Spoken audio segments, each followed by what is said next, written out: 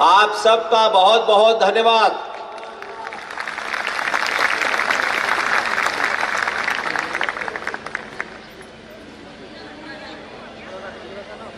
नौ अप्रैल 2023 अकोला तब पहली बार आया था और अकोला में मुझे निमंत्रण आपके अकोला के जाने माने समाज सेवी श्री नवल टावरी जी ने मुझे बुलाया था।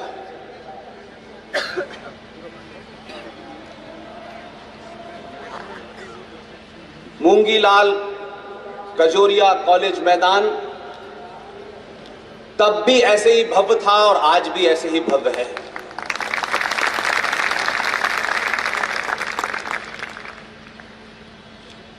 लेकिन इस मैदान में 9 अप्रैल को जो हुआ वो सिर्फ देश में ही नहीं विदेशों तक में उसकी चर्चा हुई।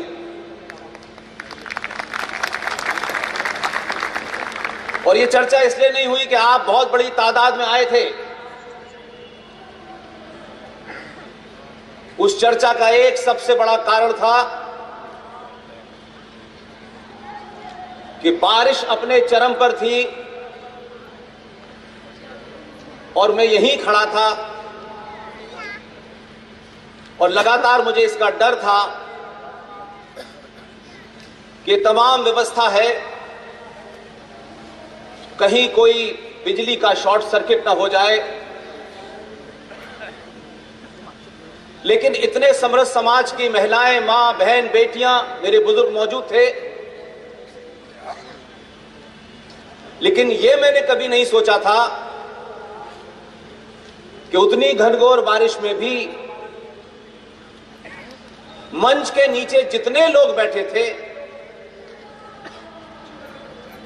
सब इस बात के लिए मना कर रहे थे कि आप रुकिए मत, बोलिए। और वो दृश्य मुझे इसलिए याद है कि मुझसे लोगों ने पूछा कि क्या ऐसा हो सकता है कि एक साधारण से आदमी को सुनने के लिए लोग घनघोर बारिश में कुर्सी को सर पे उठा करके बारिश के बीच में खड़े होकर सुने।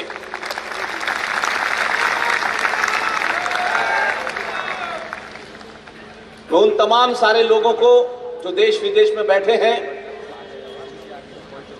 जो मुझे सुनते हैं, उनको मेरा एक ही संदेश है कि ये अकोला है।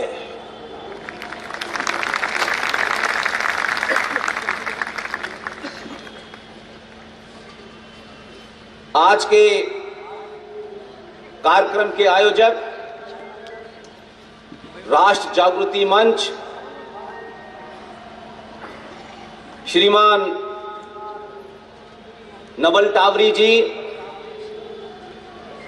श्रीमान सुरेश काबरा जी,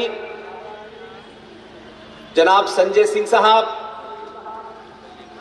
दीपक सर, दीप सर, राहुल पवार साहब, सचिन पाठक साहब, राम ठाकुर साहब, प्रदीप पांडे जी, काले जी, शिवम ठाकुर, शंभू ठाकुर, अभिनंदन ठाकुर साहब, आकाश कनौजिया जी, आकाश मिर्जामले जी, राहुल खादेकर और राहुल पांडे जी।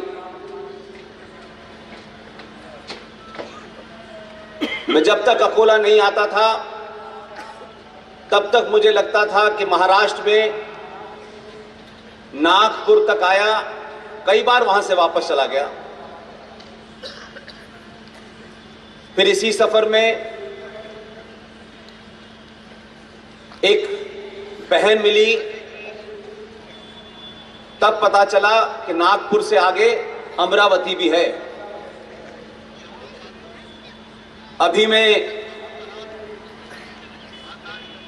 2 अक्टूबर को अमरावती में मौजूद था और करीब करीब इतनी ही जनसंख्या में लोग थे। अकोला के बारे में बहुत कुछ बताया गया, लेकिन इस सफर की मेरी खोज जो पूरे देश में अलग अलग तरीके से जानी जाती है,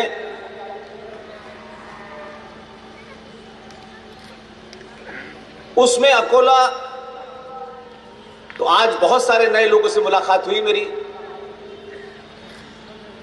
लेकिन अमरावती में न सिर्फ एक बहन मिली, बल्कि एक ऐसा भी शख्स मिला जिसके बाद कम से कम मेरी बहुत सारी चिंताएं दूर हो गई।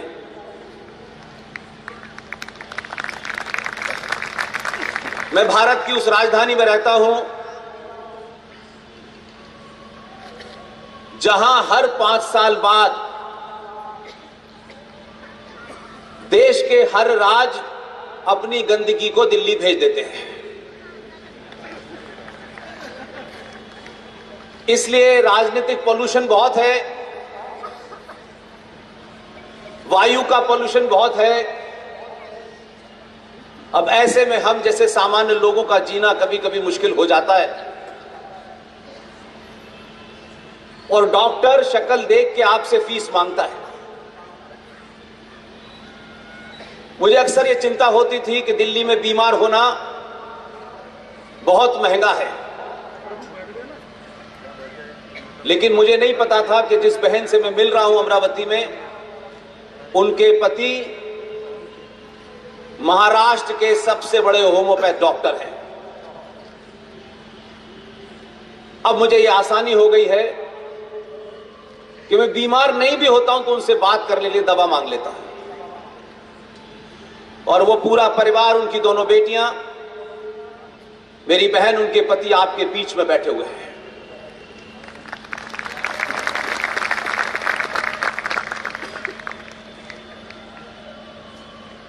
सुबह जब यहां आया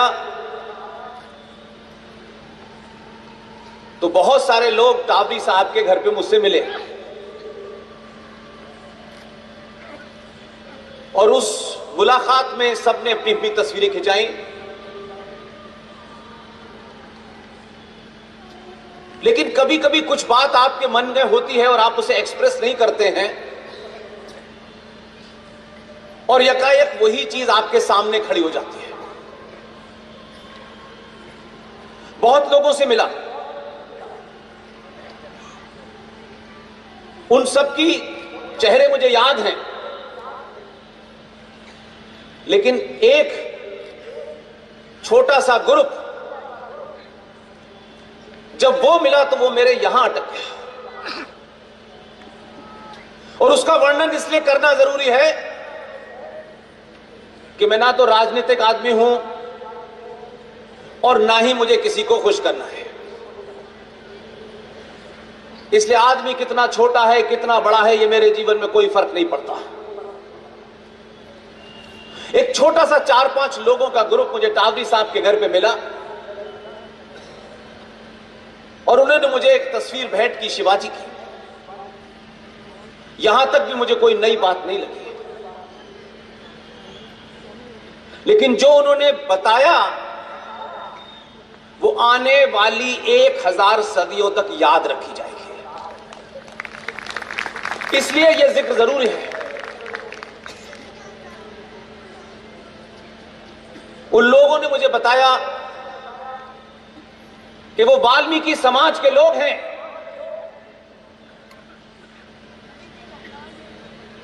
और जो सबसे बड़ी बात हुई है कि 22 जनवरी को अयोध्या में मर्यादा पुरुषोत्तम राम का जो मंदिर बन रहा है, उस मंदिर के गर्भगृह में जो चौखट लगी है, वो वाल्मीकि समाज के लोगों के पूजन के बाद वहां लगी है।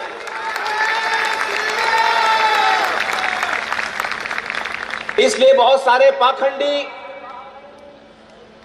जाति की जनसंख्या कर रहे हैं, लेकिन उनकी जाति का कोई मिल नहीं रहा है।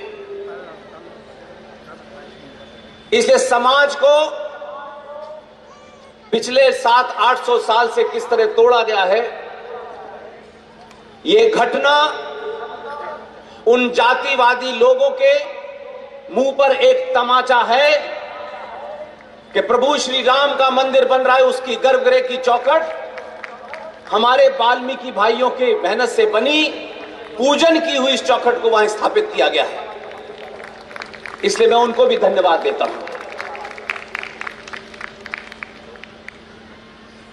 अभी मुझे बताया गया इस प्रोग्राम में ऐसे लोग भी हैं और वो ऐसी चीजें बनाते हैं जिनके कारण कुछ लोगों का चूल्हा जलता है।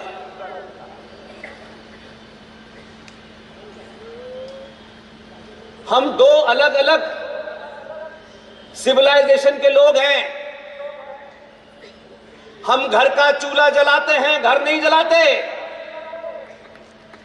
यही हम में और उनमें फर्क है।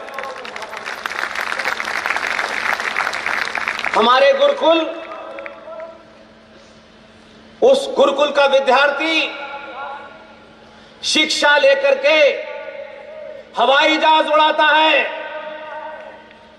और वो मदरसे में शिक्षा लेकर एयरपोर्ट उड़ा देते हैं। इसलिए ये दो संस्कृति कभी एक नहीं हो सकती। जो ये कहते हैं कि हम सदियों से भाईचारे के तहत रह रहे थे, वो सबसे बड़े झूठे, मक्कार और पाखंडी हैं। 2023 की इस सदी में सनातनी को न किसी को डराना है, न गाली देनी है, न कोई हथियार उठाना है। ये मेरा 10 साल का विश्वास कहता है कि जिस दिन भी सनातनी हिंदू अपनी सामूहिक शक्ति का सार्वजनिक प्रदर्शन करेंगे, दुनिया की हर ताकत आपकी चौखट पे नाक रगड़ेगी।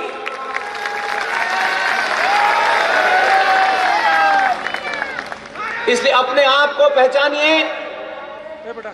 चोरों और लुटेरों का, उनके द्वारा स्थापित की गई सरकारों का जब आप इतिहास पढ़ते हैं इधर से जाना, तो आपको अपने अंदर हीन भावना, एहसास कमतरी, इंफीरियरिटी कॉम्प्लेक्स महसूस होता है। यह दुनिया का नियम है। ताकतवर को जब आप हरा नहीं सकते हैं, तो ताकतवर के अंदर आप सुबह से लेकर शाम तक उस ताकतवर आदमी को यह एहसास कराते हैं कि तुम कुछ भी नहीं हो, तुम डरपोक हो, तुम जातियों में बटे हो, तुम्हारे पूर्वज ऐसे थे, हमने गुलाम बनाया था, अंग्रेजों ने गुलाम बनाया था, मुगलों ने गुलाम बनाया था। यह हमेशा से रहा है। हम हजारों लाखों साल पहले थे, आज हैं और हम ही रहेंगे।